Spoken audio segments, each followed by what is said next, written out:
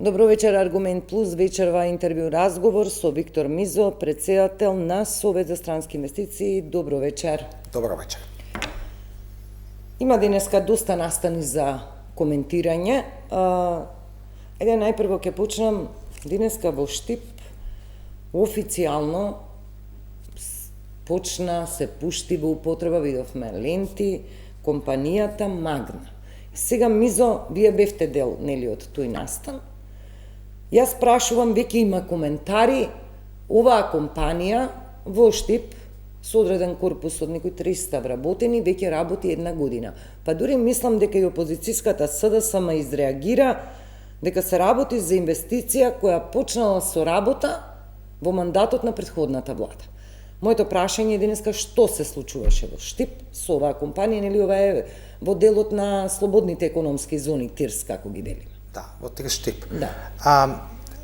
Денеска официјално беше пуштена во употреба, односно официјално беше отворена фабриката на Магна Мехатроник, што е втора фабрика на Магна во Македонија, после она на Магна во Струга, која произведува друг вид на производи, таму се произведуваат ретровизори за автомобилската индустрија.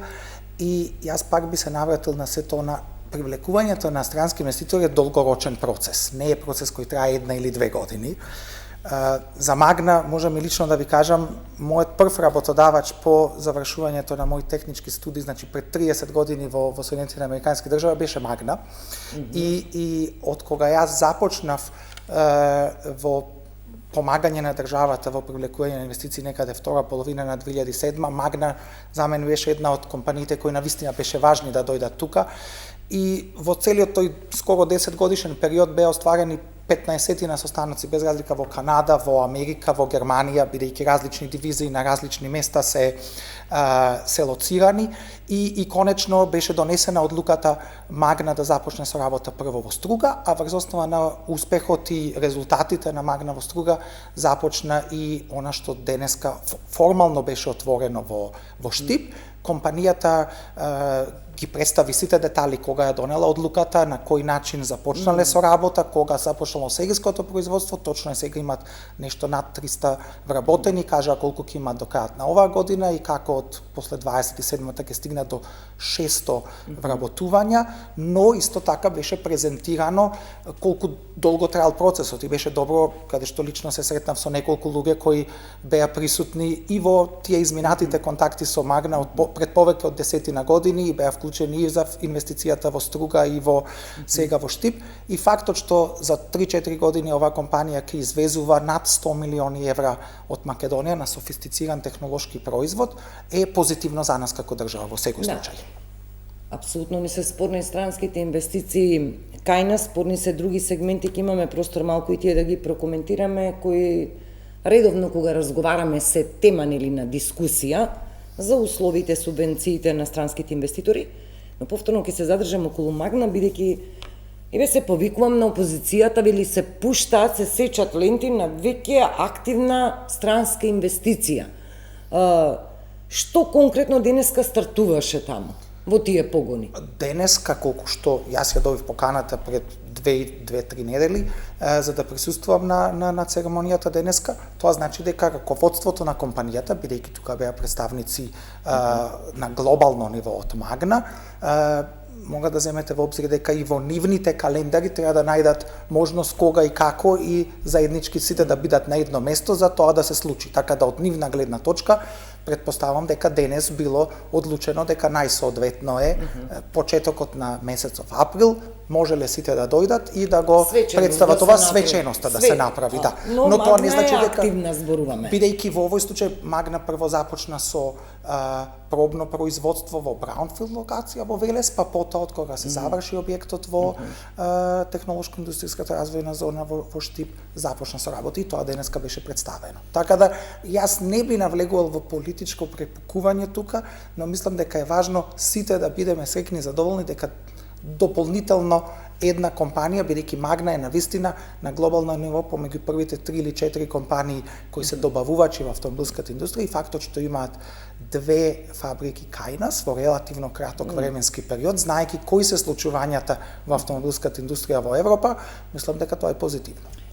Се во најмала разбира рака. работата, секоја фирма што абсорбира вработени, што вработува, што дава плати, нели, е добре дојдена во приватниот сектор, ова е дел, нели, од тој корпус на приватен сектор, но таа политичка реторика главно се сведува чија заслуга е таа странска конкретна инвестиција или некоја друга, например, имавме ситуации со некој експресен пат, кој за 40 дена од промената на власта беше свечено пуштен, по опозицијата вели не можете вие да изградите 20 километри автопат за 40 дена и разбирам што сакате да кажете, прашањето е дали некој се кити со туѓи перија, легитимно е да се присуствува на странска инвестиција, да се промовира, но сакав малку да расчистиме дали зборуваме за веќе активна инвестиција. Во делот на Магна, вие сте прв човек на совет на странски инвеститори. Имаше една дилема и околу платите, колку што се сеќавам, поранешниот премиер рече дека во оваа компанија почетна плата, минимална или како да речеме, околу 800 евра, различни се информациите. Имате ли вие некоја информација околу примањата на тие вработени? Немам информација и навистина е неблагодарно јас лично или било кој друг, освен вработените во фирмата, да знаат точно колкава е просечната плата во секоја фирма. Нормално платите зависат од условите за работа, од комплексноста на производот кој се произведува, од квалификациите на луѓето и нормално зависи тука и од колкав процент од работната сила се луѓе кои работат оператори во производство, колкав процент се технички лица, инженери, луѓе што работат во логистика, во финанси, во набавки, бидејќи на почетокот на работа на компанијата или пак после 3 или 4 години кога сето тоа ќе се нормализира, просечната плата не е секогаш иста. Зависи, на почетокот може би требаат повеќе инженери, технички лица, а со тек на време, како што се зголемува производството, број на оние оператори кои работат во производство се зголемува и тогаш се балансираат малку платите. Се менува просекот. Се менува просекот, но сигурен сум дека било која компанија која доаѓа за да најде соодветен кадар кој потоа би бил лојален кон компанијата, треба да плати нешто што е соодветно на локалниот пазар на труд и мора да имаме во обзир. Мислам дека во многу случаи кога разговараме ние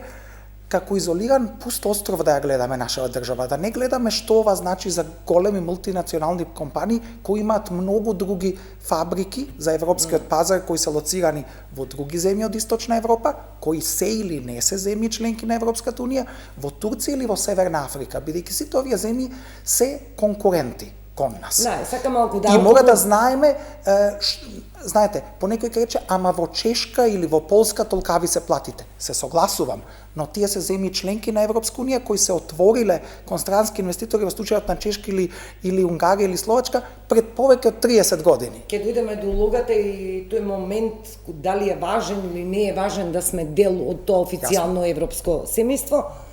Втората вест денеска е овој протест на синдикатите. Интересно, имаше една од пораките беа излегуваат 1800 синдикалци, колку што има официјално функционери во државата кои земаат прилично високи плати. Една од пораките беше, ако има за функционерите, ќе има и за работниците. Протестот беше во име на барањето за некоја минимална плата од 500 евра. Вака кога велиме 500 евра, тоа се 32.000 динари, кои веројатно пред 5-6 години и сега немаат иста вредност тие пари со оглед на инфлацијата.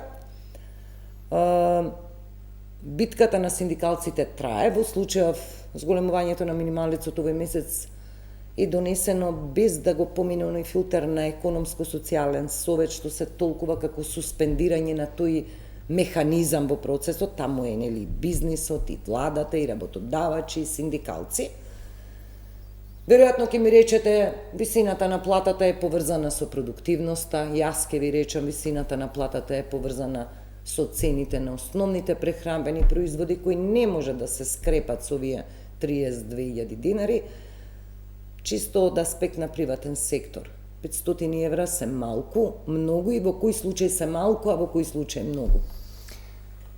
Прво, од гледна точка на приватен сектор и работодавачи, односно да земам како странски компании, кај нас трошокот за работната сила прво никогаш не се рачна на нето основа, туку на бруто основа, како што е нормално било каде во Северна Америка или во Западна Европа. Сумата на платите е трошокот за компанијата, а не примањата на вработениот. Бидејќи сите оние даноци кои се плаќаат на 500 евра нето минимална плата, трошокот за работодавачот е некаде околу 750 евра, бидејќи 50% влегуваат сите оние персоналниот данок и придонесите за здравствено, пензиско и слично.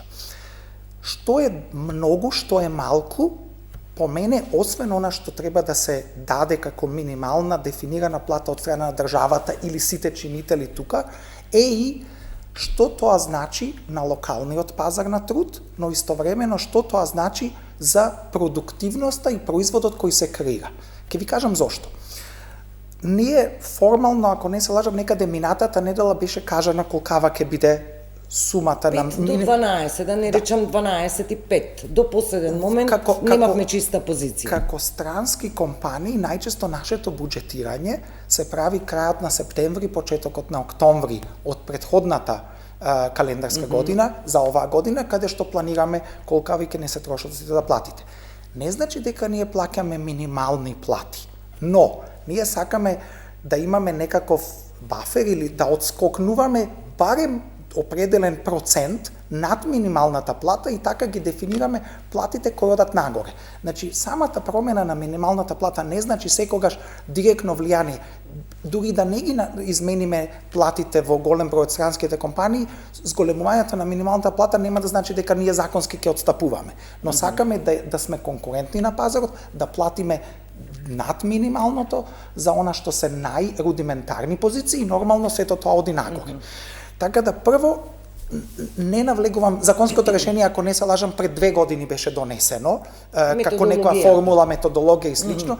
Јас би знам дека тука треба да влезе минималната плата, инфлацијата, просечната плата и слично. Многу би било подобро тоа да има некоја транспарентност, за да се знае можеби на почеток на 4-тиот квартал во годината што ќе се случи од март или да се адаптира тоа да почне од јануари или било што, бидејќи важно е при буџетирање. Предвидливоста, да може да се искомбинираат финансиите на секоја компанија. За нас како компанија, колку и да се зголеми минималната плата, ако ние процентуално, обично нашите зголемувања имат различни видови. Во некои компании едно е зголемување кое е линеарно за сите вработени, но потоа имате и бонуси кои се поврзани со перформансата, бидејќи сето тоа влегува во колку повеќе плаќаме оваа година споредено со минатата.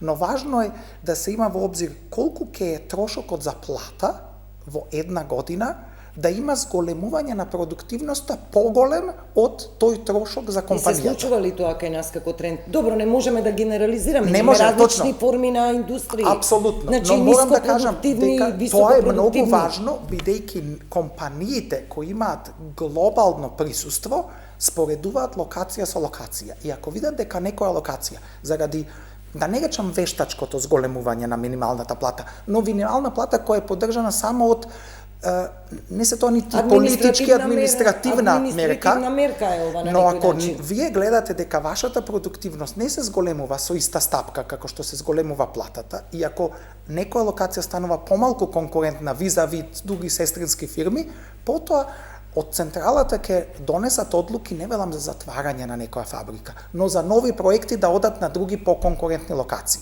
Така да затоа велам важно е ова да го разгледуваме во една поширока слика. Знаете, Мизо, не само локално. Прашање во приватен сектор зборуваме, па дури и вработени во јавна администрација, бидејќи ССМВ конкретно синдикатот денеска што протестираше репрезент и на вработени преценили во јавен сектор, ние сега ги имаме од овој месец дел од функционерите 300 евра пак.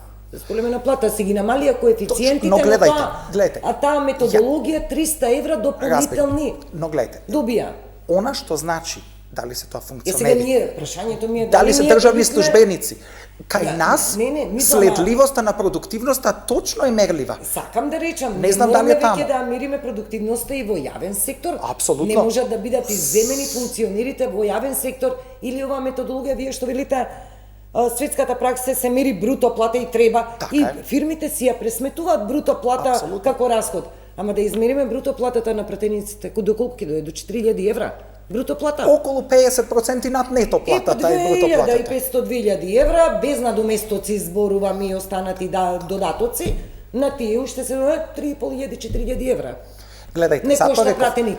Карикирам, ама. Така, јас знам каква е мерливоста во нас, кај нашите компании кои се производствени компании, тоа е еден од оние главни индикатори, KPI, што значи Key Performance Indicator, на каков начин се мери продуктивноста на производна линија, на вработен и слично. Што е толку тешко ова да се аплицира Но во јавен истото- сектор? Зошто велам и во јавен сектор треба да се знае. Јавниот сектор Да. е сервис на приватниот Апсолутно, сектор. Вие без апсолутно. јавниот сектор и Не- ние не можеме да функционираме. Но тој јавниот сектор треба да биде олеснувач на работата на компаниите во државата, да се намали нивото на бирократија, апсолутно да се намали општо корупцијата и да биде поефикасен, да се дигитализира и понекогаш ако сите овие работи се случат, тоа значи јавниот сектор треба да се намали и да биде многу поефикасен, за да може голем дел од тие луѓе да работат во приватниот сектор, каде што со тек на време ќе имаат повисоки плати и можности. Колку ова вака супер звучи, а ние се уште се бориме да се Но во многу применува држави мерит таа е системот реалноста. за вработување според нели перформанси, според квалификација, Јасно.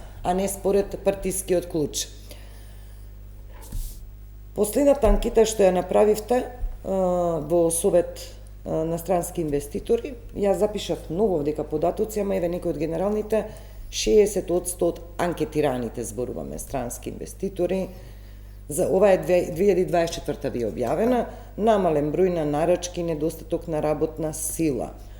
Мислам околу 90% или како беше, да, 90% сметаа дека правилата за државна помош не се јасни, транспарентни. Има забелешки на инфраструктурата, но мислам дека таму се подобри од сега. Имаше подобрување, точно. Да. Има да ги читам бројките, бидејќи анкетава е нели ланска, како да ја кажеме. Моето прашање, веќе го потрошивме првиот економски квартал, брзо минува времето. Да. Го ситниме веќе вториот, се ближиме кон половина од оваа економска година. Каква е перцепцијата од овој прв квартал? Какви се очекувањата генерално еве на приватниот сектор, вие што го застапувате, но веројатно таква е перцепцијата генерално во приватниот сектор. Како се оценуваат овие први 3 месеци од годинава во однос еве на претходниот завршеток или сублимирана цела 24-та? Вака, прво да ви кажам, она што се случува во Европа, најголем дел, не сите, но сигурно по број на вработени, репрезент во Советот за странски инвеститори се компании од автомобилскиот сектор, без разлика од каде тие доаѓаат, дали се европски, северноамерикански или слично. Она што гледаме е дека во првите 2 месеци, се уште мартовските бројки не се излезени од сите држави, во првите 2 месеци од годината имаме намалување на бројот на регистрирани возила во Европа од 3%, споредено со првите 2 месеци минатата година. Добре. Но дополнително имаме зголемен удел на кинеските возила споредено со таа мината година. Значи, проблемот е поголемо е намалувањето од 3%, бидејќи сите ние произведувачи на компоненти во Европа не работиме за кинеските производители. Тие возила се произведени во Кина и доаѓаат тука. Значи тоа зголемување, тоа намалување од 3 е поголемо. Можеме ние да кажеме дека гледаме намалување, нормално зависи за моделот на возило и брендот на возило за кое работите и кој ви е клиент, но има некои зголемувања кои се веќе 10 до 15% помали од почетокот на минатата година и се дури малку намалени од она што беше буџетирано за оваа година. Буџетот нормално ние го правиме Кој дел се овие Значи понамалени тоа значи дека тоа намалување нашите клиенти произведуваат помалку возила, бидејќи на пазарот нема толку голема побарувачка и тоа значи дека некои од овие компании го намалуваат обемот за работа. Што значи тоа? Некогаш во некои компании можеби се работело и во сабота. Сега таа смена во сабота не е потребна или понекогаш 3 смени во сабота. Некои од компании намалуваат и работење во трета смена. Можеби не се работи цела недела во трета смена, можеби дел од неделата се работи во трета смена. Секоја компанија треба да го балансира она што значи побарувачка со работната сила и во некој случај што се случува? Имате природна флуктуација на вработени. Таа флуктуација зависи од компанија, може да биде од 1 до 3 до 4% на месечно ниво. Може би сите тие луѓе кои напуштаат, секое работно место не се пополнува веднаш и не се пополнува со таа 1 за 1 динамика. Нормално сите ние како компании го правиме да го оптимизираме производството со бројот на луѓе кои постојат тука. Знаете дека во изминатиот период имаше една компанија која кажа дека ќе напушти производството. Аптив беше компанијата, бидејќи ќе прави Джонсон Мети рече дека ќе има намалување, така да ова е трендот кој го гледаме. Што ќе се случува после вечер кога Трамп во 22 часот по централно европско време ќе формално ќе каже кој вид на царини ќе постојат, она што индикација, што го слушам и денес, и минатите два дена бев во Хановер, на Хановер месе, на состаноци со гувернери од мексички сојузни држави, бидејќи ние како компанија, како Костал, имаме производство тамо, за северноамериканскиот пазар, очекувањата се дека ќе се воспостават царини за сите глобални производители на возила, надвор од 25%, но тоа ќе биде исто така апликативно и за производство на компоненти. Потенцијално ќе има еден месец одлагање на она што значат компоненти произведени во Канада или Мексико за потребите на американскиот пазар од мај месец. И ако тоа се случи, и е униформно во целиот свет. Се уште, знаете, имаше лобирање и од Јапонија, и од Кореја, зашто тие се афектирани, бидејќи тие навистина имаат големи инвестиции во САД. Знаете дека Hyundai пред 10 дена најави инвестиции од 20 милиарди долари на американскиот пазар. Но, што ќе се случи? Ние директно овде како произведувачи на компоненти за европски брендови нема да бидеме директно, туку ќе бидеме индиректно афектирани. Што значи тоа? Ќе ви кажам зошто. Секој Порше произведено во Европа, секој трето Порше се извезува во САД. Секој 600 BMW произведено во Европа се извезува во САД. Секој 7 Мерцедес произведен во Европа се извезува во САД. Тоа значи дека ако се зголемат навистина цените, некои возила може да имаат зголемување до $16,000 по возило, ќе има потенцијално или намалување на побарувачката, или стагнација, или некои луѓе ќе го одложат. Ќе одложат одлуката, бидејќи не се знае колку долго овие царини и тарифи ќе бидат. А европскиот пазар сигурно тоа нема да може да го абсорбира. Кинескиот пазар веќе е проблематичен за германските брендови, што значи дека тоа може да не афектира нас, за ние кои работиме посебно за тие премиум производители на возила, бидејќи премиум производите од Европа се извезуваат во САД, другите се повеќе лоцирани на северноамериканскиот континент. Така да тоа може да биде дополнително од овие проценти кои ги кажав на почетокот што се случи првите 2 месеци. Јас себе оставам некоја резерва за Трамп да видиме што ќе соопшти вечер. Денеска беше најавено дека фактички треба да стапат на сила тие 25% царини. И вчера беше кажано истото. Но да видиме бидејќи мислам дека има таму одредена непредвидливост, можно ретерирање, еве оставам некоја резерва да видиме. Кога разговараме и вака кога одма ќе излеземе од границите и разговараме за овие теми, како нешто да зборуваме дека се случува нешто таму некаде. А фактичката состојба кај нас која е? Ние имаме концентрација на странски капитал во автомобилска индустрија кај нас. Имаме, јас би рекол дури преголема концентрација. Концентрација, значи не ни е диверсифициран, како да кажам, тој странски капитал во различни сектори. Кои не се толку циклични како автомобилската индустрија. Но, еве, самата диверсификација ние ја немаме, концентрацијата во моментов ја имаме во автомобилската индустрија, во автомобилскиот сектор, и ваквиот удар нема можеби толку наивно да не го почувствуваме или да не се одрази, можеби не за 1 месец и 2, но циклично, како што велите, од Европа и кај нас. Ова ќе биде, ако ова се случи и ако потрае, зашто може да биде нешто што ќе трае месец или 2, па потоа да се сменат. И да не дојде тоа до нас. Може би Трамп и администрацијата на САД ова го прави за да се изменат некои правила помеѓу големите трговски партнери. Така да се издействува нешто друго. Но ако е долгорочно, мислам дека ќе има не само на нас, голем број на земји. Чешка, Словачка, Полска, Унгарија, Србија, Романија, ние, Турција, Мароко, земји кои произведуваат голем број на компоненти за западноевропските брендови, ќе има влијание. Колку имаме компании, еве вака да ги селектираме, колку вработени имаме концентрирани во автомобилска индустрија? Речи си меѓу 30 и 35.000 вработени, зашто малку во овој сегмент, само во секторот за компоненти за автомобилската индустрија, да, и таа индустрија има контрибуција од над 50% во вкупниот извоз од државата.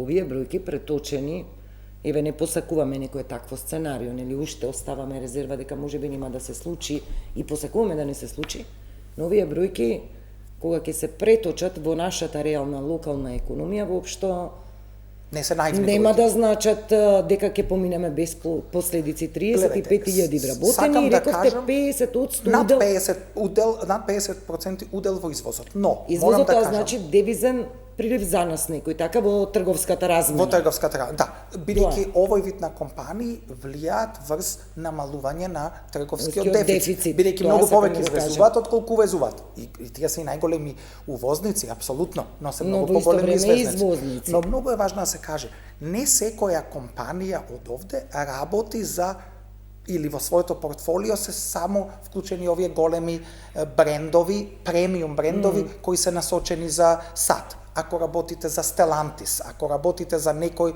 од компаниите на портфолиото на брендот на Volkswagen, например за Шкода, за Seat, тие се, ако работите за Renault или групацијата Renault, тие производи се за европскиот пазар, така да тие нема да бидат афектирани од царините во Соединетите американски држави. Но самата автомобилска индустрија во Европа има влијание кое што има опасности и ризик. Бидејќи ако навлеземе во ваква трговска војна, јас очекувам дека фон дер Лајен од утре Европската комисија ќе има некои контрамерки. Веќе ги најавија, ќе возвратат, Канада најави, не знаме што ќе прави Јапонија, Велика Британија и слично. Моето последно прашање за овие 30 минути, Мизо, имаме ли некоја стратегија? Вие сте пак форма на бизнис асоциација. Алармирано ли е веќе до властите?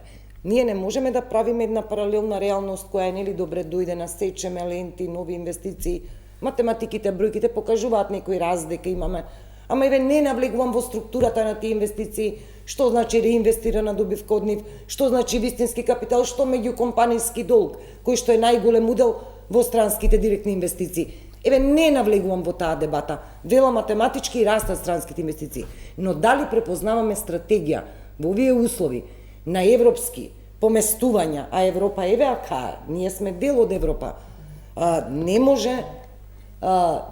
можеме немо да ги наблюдуваме. Дали е разговарано со влада, дали има некој план Б, како да ги задржиме, ќе понудиме ли нешто, како да се преориентираме? Неколку работи. Ние, како што кажавте, како бизнес асоциација, имаме квартални состаноци со претседателот на владата и економскиот тим, каде што голем број од овие забелешки од анкетата, но и други работи ги имаме предочено, имаме побарано како вид на промени и адаптации треба да бидат за зголемување конкурентност, вклучување хармонизација на царинските стапки со Европска унија, вклучувајќи дефинирање на услови за државна помош и сето тоа, усогласеност помеѓу институциите. Во следниот период, се надевам пред крајот на овој месец, ќе имаме квартален состанок за првиот квартален состанок за оваа година, поради случувањата во изминатите неколку недели, она што се случи, трагедијата во Кочани, за жал, сето тоа е пролонгирано. И тука веќе имаме зададено заеднички цели и така наречени тајминзи кога што треба да се адаптира, вклучувајќи закон за странци, за да можеме да вработиме менаџерски тимови од странство и сето тоа најенер и во собрание, така да имаме неколку работи кои ние активно ги комуницираме и даваме забелешки, но и ги дефинираме случувањата, бидејќи понекогаш ние одвнатре знаеме многу повеќе што се случува и како овие политички одлуки или геополитички одлуки влијаат кон нашите активности, бизнисот, и ова го споделуваме со државата, апсолутно. Многу прашања имав и околу нашата ориентација кон неевропски држави, колку се надеваме и од САД дека може ќе влезе некоја инвестиција, но ајде ќе се видиме повторно, доаѓаат за жал неизвестни, тешки времиња, да се надеваме дека не сум баш во право, но според она што сега го гледаме на геополитичката и економска карта, светот влезе веќе во една фаза на неизвестност, во една трговска веќе јавна војна. Ќе видиме што ќе се случува, се надевам ќе прифатите покана па да дебатираме во некој поширок состав. Но само да кажам, автомобилската индустрија секогаш се соочува со предизвици. Дали беше тоа проблемот со чиповите, дали тоа беше ковид кризата, дали беше војната во Украина, целиот оној проблем со supply chain, со Црвеното море и сето тоа. И ни сите тие кризи успеавме, продолживме и се уште работиме и сме конкурентни. Понекогаш во автомобилска индустрија, ако нема криза, премногу е досадно. Добро, ма ваквиве кризи малку историски се и Но се и предизвик. Може Мора да имаме во обзир. Може да биде и предизвик. Може би секоја компанија нема да се справи на ист начин. Или секоја држава, но мора да гледаме и да се бориме. Виктор Мизо, ви благодарам за овој разговор повеќе од 30 на минути. Благодарам и на вас. Почитувани, тука е крајот на Аргумент Плюс. Од мене пријатно.